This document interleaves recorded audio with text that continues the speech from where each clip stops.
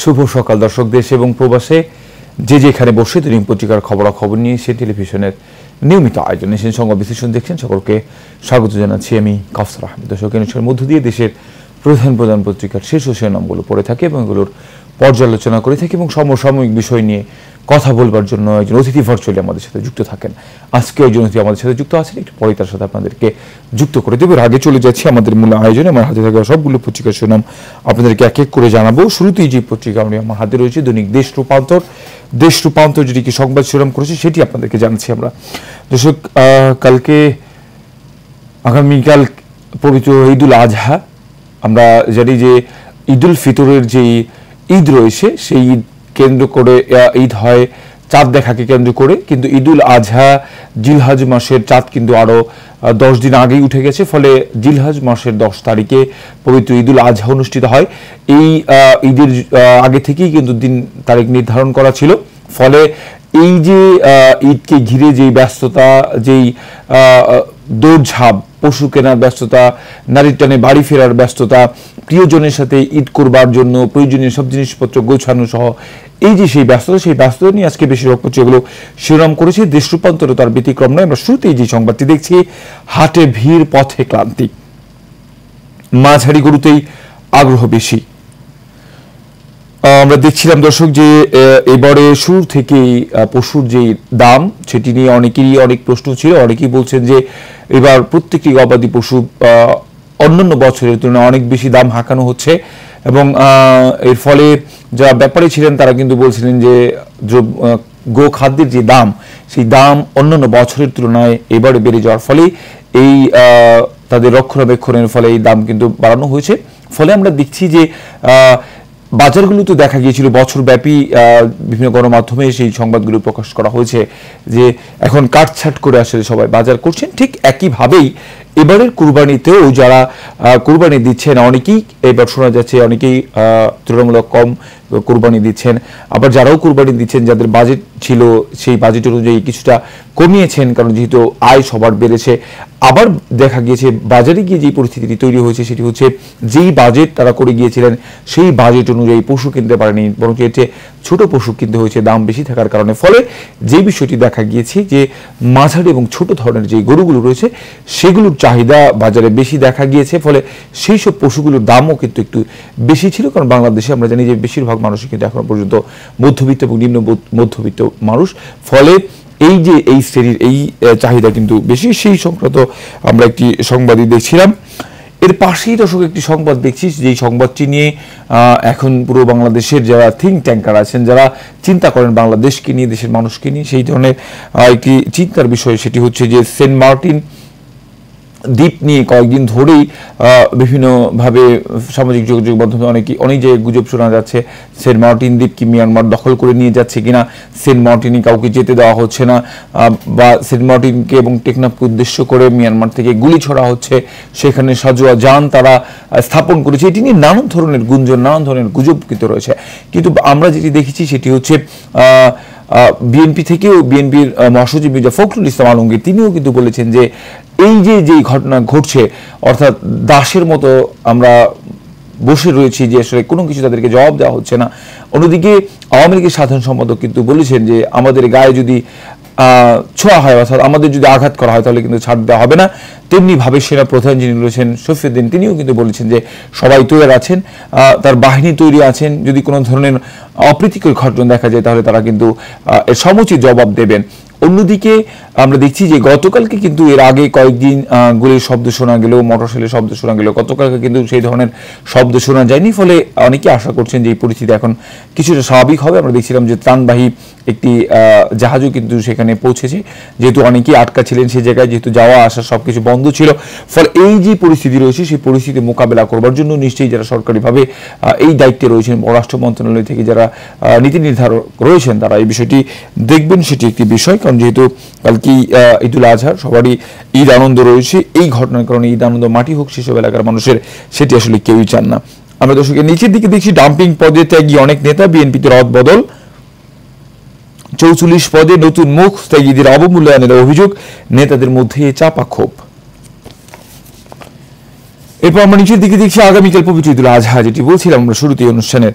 হেফাজতের 20 বছরে কত মৃত্যু, হাইকোর্ট। কার জমি কে করে পার্ক, বনানী 3 প্লটের প্রায় 20 কাঠা জায়গায় মাটি ফেলেছে উত্তর সিটি কর্পোরেশন, পার্ক করার সুযোগ নেই রাজুক। ঢাকার ফাঁকা রাস্তায় বেপরোয়া বাস, বনানীতে চাপা দিয়ে যুবককে ছেঁচড়ে নিয়ে গেল বাস। মহাখালীতে 2 বাসের চাপায় প্রাণ গেল বৃদ্ধের। দর্শক, আমরা দেখছিলাম এর আগের দিনও, গত পরশু দিনও আমরা দেখেছিলাম যে চাপাই কিন্তু এই যে রাস্তায় যে দুর্ঘটনা ঘটনা, সেখানে কিন্তু 6-7 জনের প্রাণহানির ঘটনা ঘটেছিল।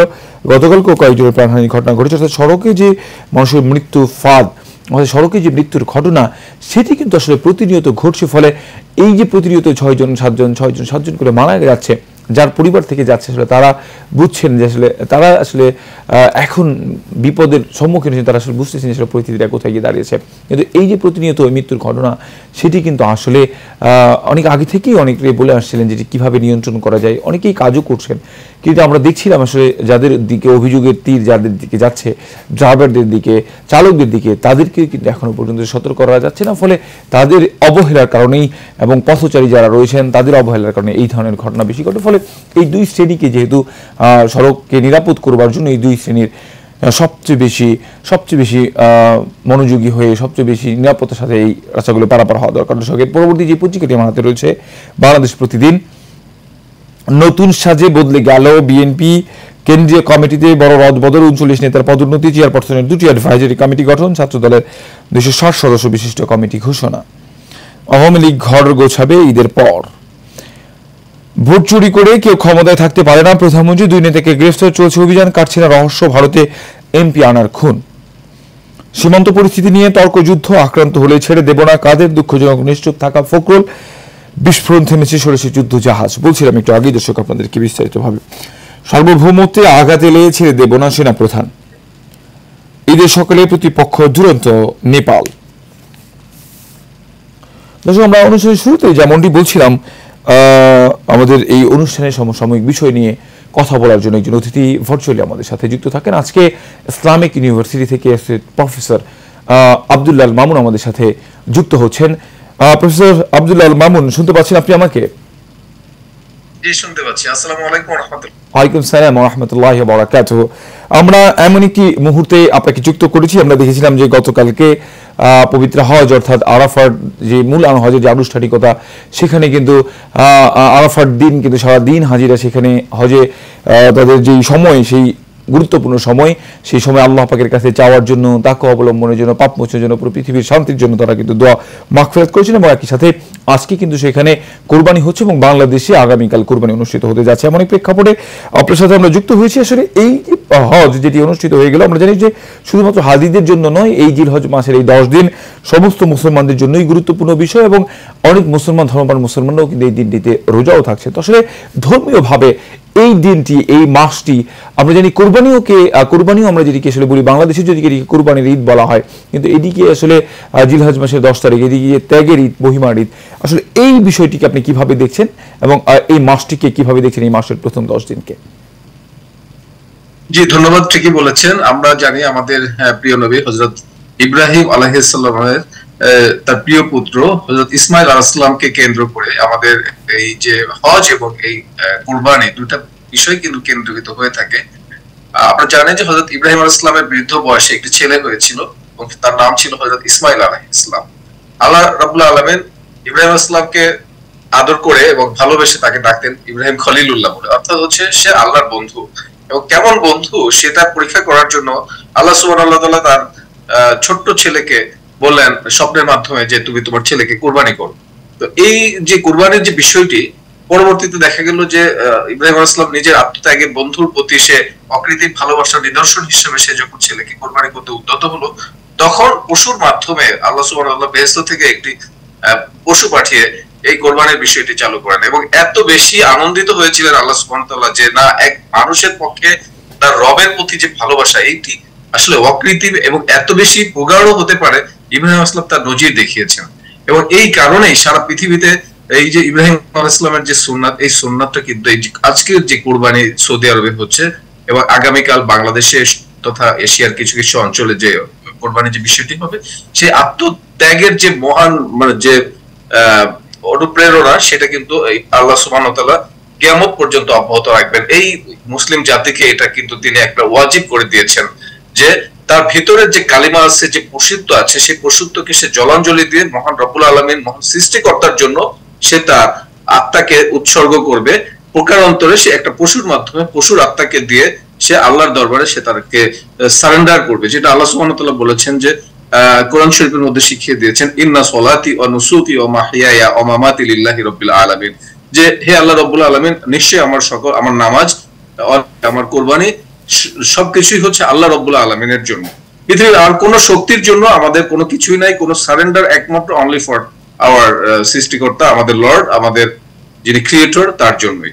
তো এটা আল্লাহ সুবহানাহু ওয়া তাআলা আরেকটা আয়াতের মাধ্যমে আমাদেরকে বলেছেন, সেটা হচ্ছে যে আল্লাহ কিন্তু এই মানুষের যে এই যে কুরবানি, এই কুরবানিটা কিন্তু পশু দেখেন না। আমরা দেখি অনেক সময় যে আমি উট কুরবানি করেছি, আমি বড় গরু কুরবানি করেছি, এই যে মানে মানুষ যে তার যে অহংকারের যে জায়গাটা, এইটা নস্যাৎ করে দেওয়ার জন্য আল্লাহ সুবহানাহু ওয়া তাআলা বলেছেন, ইন্নাল্লাহা লা ইয়ানজুরু ইলা সুওয়ারিকুম ওয়ালা আজসামিকুম, নিশ্চয়ই আল্লাহ তাআলা কুরবানি দাতার সেই যে তার যে ফিগার সেটা দেখবেন না, এবং তার যে চেহারা সেই চেহারাটাও দেখবেন না, ওয়ালাকিন ইয়ানজুরু ইলা কুলুবিকুম, বরং আল্লাহ সুবহানাহু ওয়া তাআলা দেখবেন হচ্ছে তার অন্তরের মধ্যে কি আছে, অন্তরের মধ্যে যে তাকওয়া আছে, এই তাকওয়াটাই মূলত এই কুরবানির যে উদ্দেশ্য। আমাদের যেহেতু সবাই একেবারেই কম থাকে, ফলে আমরা কয়েকটি প্রশ্নের উত্তর আপনার কাছে একেবারে ছোট করেই জেনে নিব, যেহেতু আপনাকে আমরা যুক্ত করতে পেরেছি। সেটি হচ্ছে যে আপনি যে এমনটি বলছিলেন যে এটি আসলে একেবারে ধর্মীয় অনুভূতির জায়গা থেকে এটি একটি ইবাদত, তো সেই ক্ষেত্রে আমরা যে বিষয়টি দেখি, এই যে আমরা এগুলোকে উৎসব মনে করতেছি, আমরা গরু কেনাকাটা, গরুর সহ অন্যান্য যে পশুগুলো রয়েছে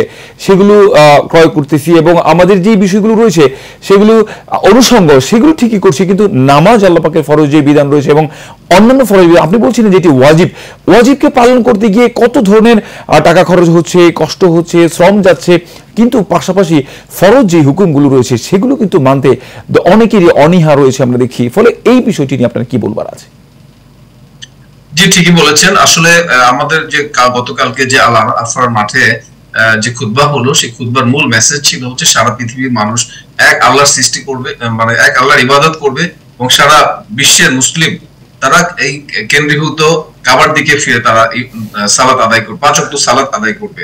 তো এটা একটা মুসলমানদের মহা সম্মেলন। এই সম্মেলনকে কেন্দ্র করে যে মেসেজটি দেওয়া হয়েছে অ্যাকচুয়ালি, এবং ইসলামের মূল মেসেজও হচ্ছে এটা, ইসলাম 5টা স্তম্ভের উপরে প্রতিষ্ঠিত। তার মধ্যে আপনি যে বিষয়গুলি বলেছেন, মৌলিক যে ইবাদত আছে, নামাজ, রোজা, হজ এবং যাকাত, এবং তার যে ঈমান, এই 5টি বিষয়, এর মধ্যে বেসিক্যালি এটাই হচ্ছে কিন্তু একটা উৎসবের মধ্য দিয়ে যখন একটা জাতিকে একত্রিত করা যায় বা একটা অনুভূতির মধ্যে আবদ্ধ করা যায়, তারা কিন্তু তাদের মৌলিকত্ব কিন্তু তারা ধরে রাখতে পারে, এবং এদেরকে যদি মানে ইসলামের যে প্রগাঢ় যে আছে, অনুভূতি আছে, সেটাকে জাগ্রত করা যায়, নিশ্চয়ই তারা 5 ওয়াক্ত নামাজও পড়বে। এবং আপনি জানেন যে যারা মুসল্লিরা এখন কুরবানি করছে তাদের অধিকাংশই কিন্তু তারা নামাজিও বটে, কিন্তু তারপরেও নামাজের যে প্রাণ এবং আমাদের বৈষয়িক যে বিষয় আছে, দুইটা একাকার হয়ে যে আমরা কিন্তু মাঝে মাঝে শয়তানের প্ররোচনায় আমরা এদিক সেদিক হয়ে যাই, তখন দেখা যাচ্ছে আমাদের সুদ, ঘুষ এবং অন্যান্য অশ্লীলতা, বেহায়াপনা, এই জিনিসগুলো কিন্তু আমাদের পাশাপাশি থেকে যাচ্ছে। আমরা যদি আরো বেশি আন্তরিক হই এবং আরো শ্রদ্ধাশীল হই, এবং তাকওয়ার যে বিষয়টি এসেছে, কোরবানি আমাদেরকে যে শিক্ষাটা দেয়, সেটা যদি আমরা করি, নিশ্চয়ই আমরা ইনশাআল্লাহ আমরা আমাদের যে ইসলামের একনিষ্ঠ যে পথ, সেই পথে আমরা আসতে পারবো। জি, নিশ্চয়ই আমরা আসলে সেটাই চাইবো, যে আসলে কুরবানির মাধ্যমে যেটি চাওয়া হচ্ছে যে নিজের পশুত্বকে কুরবানি করা, সেটি আসলে হবে। আপনাকে অসংখ্য ধন্যবাদ আমাদের সাথে যুক্ত হওয়ার জন্য। আমাদের সাথে যুক্ত ছিলেন Islamic university associate professor doctor Abdul Al Mamun. কথা হচ্ছিল যে কালকে আগামীকাল ঈদুল আজহা, সেই ঈদুল আজহায় আসলে মানুষের করণীয় কি, এবং একই সাথে ওয়াজিব যে হুকুম রয়েছে সেটি পালন করবার সাথে সাথে মুসলমানদের যে ধর্মীয় যে ফরজ হুকুমগুলো রয়েছে সেটিও পালন করবার জন্য। দর্শক, আমরা চলে যাচ্ছি পরবর্তী আয়োজন। আমাদের যে পত্রিকা আমার হাতে রয়েছে দৈনিক ইত্তেফাক পত্রিকা, যেটিকে সংবাদ শিরোনাম করেছে আমরা দেখছি, সবুজ বাংলাদেশ গড়ে তুলুন প্রধানমন্ত্রী, কৃত্রিমভাবে দুর্ভিক্ষ ঘটাতে ব্যর্থ হয়ে 15 আগস্ট ঘটালো, এখনো কিছু লোক সেই চেষ্টাতেই আছে। পাপ মুক্তি আর আত্মশুদ্ধির বাসনায় পবিত্র হজ পালিত, খুতবায় দুনিয়া আখিরাতের কল্যাণ কামনা। এমপি আজিম হত্যাকাণ্ড, ষড়যন্ত্রের মাফিয়াবাদ দিয়ে জোর দেওয়া হচ্ছে রাজনৈতিক দ্বন্দ্বে, বিএনপিতে শুদ্ধি অভিযান ব্যর্থ হলে তারা আতঙ্কে। দর্শক, ইত্তেফাকের সংবাদ শিরোনাম জানাচ্ছিলাম। আমার হাতে বেশ কিছু পত্রিকা রয়েছে, সেগুলো নিয়ে আলোচনা করে বিরতির পর এই মুহূর্তে দৈনিক পত্রিকার খবরাখবর নিয়ে এশিয়ান টেলিভিশনের নিয়মিত আয়োজন এশিয়ান সংবাদ বিশ্লেষণে সমূলে একটি বিরতির ফিরছি কিছুক্ষণ পর, সঙ্গে থাকুন। শেষ মুহূর্তে সড়ক, রেল ও নৌপথে এই যাত্রা, বাড়ির পথে মানুষের ঢল। জম্মুর রাজধানীর পশুর হাট দাম সহনীয়, প্রধান জামাত ঈদগাহে রাত পোহারেই পবিত্র ঈদুল আজহা, পবিত্র হজ পালিত, ফিলিস্তিনিদের জন্য বিশেষ দোয়া। তাহলে সংকটে 52 টেক্সটাইল মিল ব্যাংকে আজকে আইএলসি 442 কোটি টাকা। আন্তর্জাতিক চক্রের সন্ধান করছেন গোয়েন্দারা, নেপালকে হারালেই শেষ 8-এ বাংলাদেশ। রয়েছে কালের কণ্ঠ যেটিকে সংবাদ শিরোনাম করেছে ফিলিস্তিনিদের জন্য দোয়া, বিশ্ব মুসলিমের কল্যাণ চেয়ে পবিত্র হজ পালন। ত্যাগের মহিমায় ভাষ্য ঈদুল আজহা কাল, একে ক্ষমতায় বড় রদবদল, পক্ষে শেষ মুহূর্তে জনস্রোত। এরপর রয়েছে জনকণ্ঠ, ত্যাগের মহিমায় ভাস্বর, কাল পবিত্র ঈদুল আজহা, রাষ্ট্রপতি ও প্রধানমন্ত্রীর শুভেচ্ছা। লাব্বাইক আল্লাহুম্মা লাব্বাইক মুখর আরাফাত ময়দান, টোলা আদায় রেকর্ড, পদ্মা সেতুতে 5 কোটি, বঙ্গবন্ধু সেতুতে প্রায় 4 কোটি। কিছু লোক চুয়াত্তরের মতো দুর্ভিক্ষ সৃষ্টির চেষ্টা করছে, কৃষক লীগের বৃক্ষরোপণ কর্মসূচির উদ্বোধন করে প্রধানমন্ত্রী।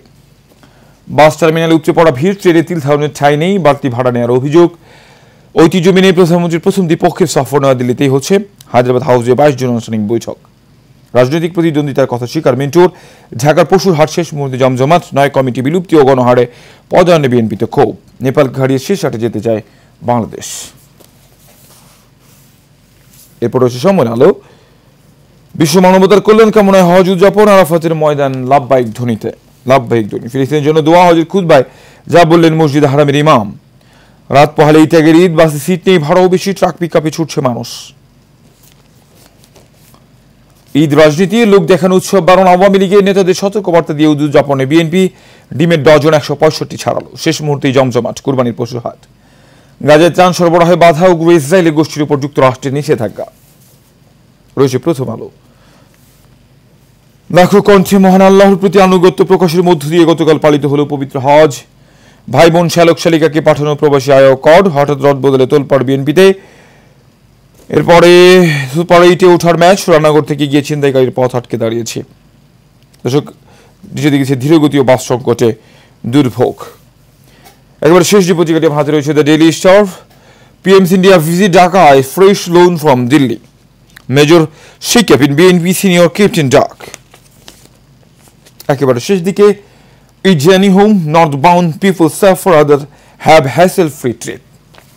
দর্শক, এই মধ্য দিয়ে হাতে থাকা সবগুলো পত্রিকার শিরোনাম আপনাদেরকে জানলাম। দর্শক, আমরা আজকে যে সংবাদ শিরোনামগুলো দেখলাম, সবগুলো পত্রিকার মধ্যে উল্লেখযোগ্য যে বিষয়গুলো ছিল সেটি হচ্ছে, আমরা দেখছি যে পবিত্র হজ যেটি অনুষ্ঠিত হয়ে গেল গতকালকে আরাফাতের ময়দানে হাজিদের যে কাকুতি মিনতি, সেই কাকুতি মিনতির সংবাদই বিশ্বের সবগুলো গণমাধ্যমেই কিন্তু প্রকাশিত হয়েছে। আমরা দেখেছি বাংলাদেশও এর ব্যতিক্রম নয়, এবং সেইখানে মুসলমানরা সব হাজিরা কিন্তু ফিলিস্তিনিদের যে অবস্থা, সেই ফিলিস্তিনের জন্য দোয়া করেছেন যাতে খুব অবিলম্বে ফিলিস্তিনিদের অবস্থা ভালো, এবং একই সাথেই সমস্ত মুসলমান যাতে ভ্রাতৃত্ব হয় এবং পুরো পৃথিবীর মধ্যে শান্তি প্রতিষ্ঠিত হয়, সেই লক্ষ্যেই কিন্তু দোয়া করেছিল। এবং সেই লক্ষ্যেই কিন্তু আজকে কুরবানি হচ্ছে সেখানে, আমাদের এই জায়গায় কালকে সেই কুরবানি অনুষ্ঠিত হবে, পবিত্র ঈদুল আজহা। এবং সেইখানে ত্যাগের মহিমায় নিজের পশুত্বকে কুরবানি দিয়ে সবাই সবার জন্য, এবং একেবারে যে ভ্রাতৃত্ব বোধ রয়েছে সেটি সবাই কামনা করবেন, সেই প্রত্যাশা রেখেই শেষ করছি দৈনিক পত্রিকার খবরাখবর নিশ্চয় টেলিভিশন নিয়মিত আয়োজন সংবাদ দেখতে অনুষ্ঠানে দেখা হবে একই জায়গায় একই অনুষ্ঠানে। ততক্ষণ পর্যন্ত ভালো থাকবেন, সুস্থ থাকবেন। ধন্যবাদ সবাইকে।